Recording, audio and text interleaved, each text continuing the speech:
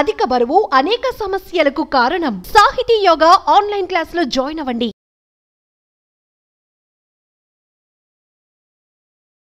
Heel pain అనేది one of the common problems. Specially కొంచెం over weight ఉన్న వాళ్ళలో, లేడీస్లో ఇది కొంచెం ఎక్కువగా ఉంటుంది. Heel pain generally planter fasciitis వల్ల వస్తూ ఉంటుంది. ప్లాంటార్ ఫేషియైటిస్ అంటే మనము ఫుట్ వెనుక భాగంలో, హీల్ భాగంలో చిన్న బోన్ పెరగడం వల్ల ఆ ప్లాంటార్ ఫేషియా అనేది టైట్ అవుతుంది. దాని నుంచి ఏమవుతుందంటే ఈ పెయిన్, స్పెషల్లీ వాకింగ్ చేస్తున్నప్పుడు పెయిన్ వస్తుంది. మార్నింగ్ టైం ఈ పెయిన్ ఎక్కువగా ఉంటుంది. మనం లేచిన వెంబడే ఫస్ట్ 2-3 స్టెప్స్ వేయాలంటే చాలా ఇబ్బందికరంగా, పెయిన్ఫుల్గా ఉంటుంది. అండ్ ఇది కామన్ లేడీస్లో, ఒబీస్గా ఉన్న వాళ్ళు, యంగ్స్టర్స్లోనే వస్తుంది. అంటే బిట్వీన్ 20 to 40 years వాళ్ళకే ఇది కామన్గా రావడానికి ఉంటుంది.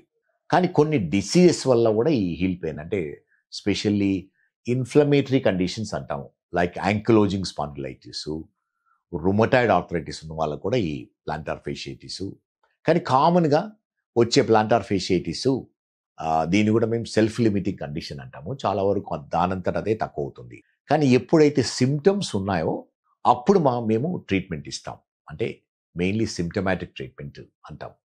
నొప్పికి మెడికేషన్, లోకల్ అనాల్జెసిక్ క్రీమ్ కానీ, తర్వాత కొన్ని యాంటీ ఇన్ఫ్లమేటరీ మెడికేషన్స్ ఇవ్వడం వల్ల చాలా వరకు నొప్పి కంట్రోల్ అవుతుంది. Most of the time diagnosis మనము చూస్తేనే తెలుస్తుంది. కానీ ఎక్స్రే తీయడం వల్ల ఏమవుతుందంటే కొంచెం ఎముక పెరిగి ఉంటుంది. ఆ షార్ప్ ఎముక ఏమవుతుందంటే మన హీల్ సాఫ్ట్ టిష్యూలో గుచ్చుకొని నొప్పి వస్తుంది.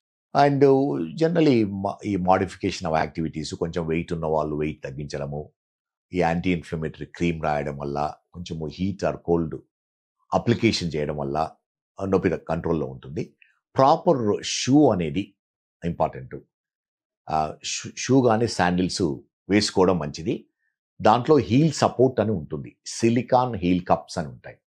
అది పెట్టుకోవడం వల్ల ఏమవుతుందంటే ఆ ప్రెషర్ యూనిఫామ్గా డిస్ట్రిబ్యూట్ అయ్యి నొప్పి చాలా వరకు తక్కువ ఉంటుంది.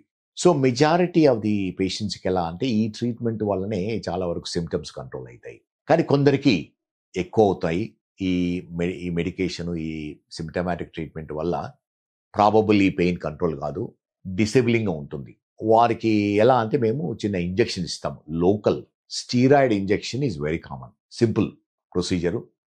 ఫ్యూ మినిట్స్లో స్టీరాయిడ్ తీసుకొని ఇంజెక్ట్ చేస్తాము. కానీ ఎవరికైతే సివియర్గా ఉందో వారికి ఈ రోజు రేపుల్లో ఏమి ఇస్తున్నాం అంటే పిఆర్పి ఇంజెక్షన్ ఇస్తాం. సమ్టైమ్స్ పిఆర్పి అలోన్ కానీ కొంచెం స్టీరాయిడ్ కలిపి ఇవ్వడం వల్ల ఏమవుతుందంటే అక్కడ ఉన్న స్వెల్లింగ్, ఇన్ఫ్లమేషన్ తక్కువ అవుతుంది, తర్వాత నొప్పి తక్కువ అవుతుంది. అండ్ కొన్ని ఎక్సర్సైజ్ చేయడం వల్ల ఏమవుతుందంటే చాలా వరకు రిలీఫ్ ఉంటుంది. మోస్ట్ ఇంపార్టెంట్ ఎక్సర్సైజ్ ఏంటంటే స్ట్రెచ్చింగ్ ఎక్సర్సైజ్ అంటాము. లిగమెంట్ ఏంటంటే కొంచెము స్ట్రెచ్ చేసే ఎక్సర్సైజెస్ ఉంటాయి. ఈ ప్లాంటార్ ఫేషియా స్ట్రెచ్చింగ్ ఎక్సర్సైజ్ చేయడం వల్ల చాలా వరకు నొప్పి కంట్రోల్ అవుతుంది. అకేషనల్లీ ఎవరికైతే ఈ అన్ని మెజర్స్ ఫెయిల్ అయ్యావో, సివియర్ సిమ్టమ్స్ ఉన్నావో వాళ్ళకి ఏం చేస్తామంటే చిన్న ఆపరేషన్ చేస్తాం.